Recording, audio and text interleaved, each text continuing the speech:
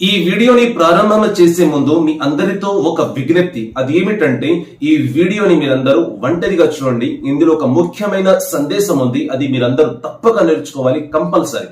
అది ఏమిటంటే ఈ రోజుల్లో భార్య భర్తలు ఎప్పుడైతే దగ్గర అవుతారో సంభోగం చేసుకోవడానికి, ఆ సమయంలో ఓరల్ సెక్స్ ఈ రోజుల్లో చాలా ఎక్కువగా కనబడుతుంది. అంటే వారి తమ ప్రైవేట్ పార్ట్లను వారి నోటి దగ్గరికి తీసుకువస్తారు. అంటే భార్య చెప్పింది కదా అని భర్త, భర్త చెప్పాడు కదా అని భార్య వారి తమ ప్రైవేట్ పార్ట్లను నోటి దగ్గరికి తీసుకురావడం ఎక్సెట్రా ఎక్సెట్రా చేసుకుంటారు.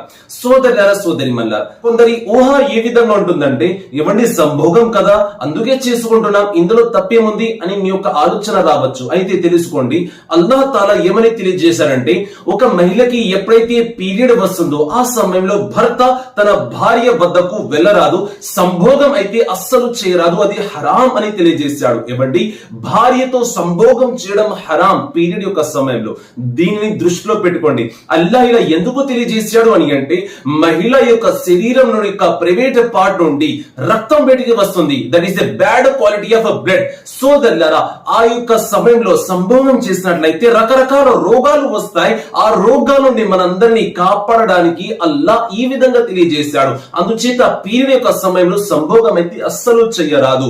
సోదరులారా, సోదరి మల్ల, మరి అటువంటిది ఆ ప్రైవేట్ పార్ట్ యొక్క లాస్ట్ లో డిశ్చార్జ్ అయిన తర్వాత మొహం మీద పడడం, దాన్ని తినడం ఎక్సెట్రా ఎక్సెట్రా, ఇవన్నీ అస్సలు చేయకండి. This is a bad quality.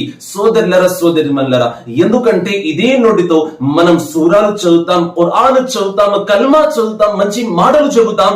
సోదరులారా, సోదరి మల్లరా, ఖురాన్ చదివి నోటితో ప్రైవేట్ పార్ట్ యొక్క చెప్పలేరు. సోదరులారా, సోదరి మల్లారా, అటువంటి పనులు చేయకండి. సంభోగం ప్రేమతో చేసుకోండి, కానీ ఈ విధంగా ప్రైవేట్ పార్ట్స్ ను ముద్దు పెట్టుకోవడం ఎక్సెట్రా ఎక్సెట్రా ఇటువంటి పనులు చేయకండి. ఎందుకంటే ఇది అల్లాహకు నచ్చని పని.